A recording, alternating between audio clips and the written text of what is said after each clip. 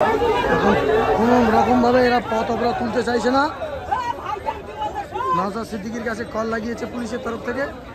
নওশাদ সিদ্দিকীর পারমিশনে হয়তো পাবলিক পথ অবরোধ তুলতে পারে। নওশাদ সিদ্দিকীর কলে আছে, ফোনে কথা বলছে। ওনার রিকোয়েস্টে যদি একটা লোক ছেড়ে দিতে কি আছে, একটা লোক ছাড়লে কোনো সমস্যা নেই, একটা লোক ছেড়ে নওশাদ সিদ্দিকীর কলে আছে। নওশাদ সিদ্দিকীর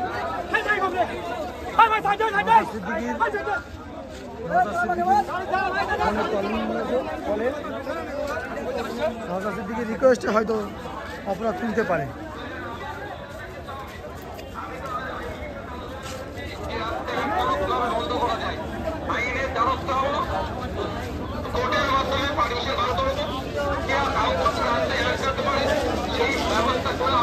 দেখতে পাচ্ছেন নওশাদ সিদ্দিকীর সাথে ফোনে কথা হচ্ছে, যাদের অপরাধটা তুলে ফেলে। পাবলিক একমাত্র ওনার কথা ছাড়া আর কারোর কথা শুনবে বলে মনে হয় না। হতে পারে ওনার কথায় সবাই ফিরে যেতে পারে।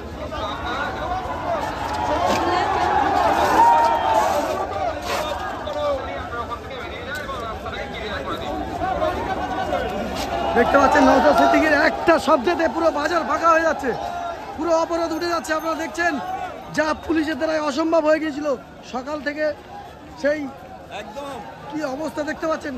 একটা ফোনে পুরো ঘটপুকুর ফাঁকা, একটা ফোনে পথ অপরাধ উঠে গেল। দেখুন নওশাদ সিদ্দিকীর পাওয়ারটাই দেখুন একবার শুধু, একটা ফোনে পুরো ঘটপুকুর ফাঁকা। নওশাদ সিদ্দিকীর ফোন আসা মাত্রই শুধু বলে দিল আইনি প্রক্রিয়ায় দেখে নেব।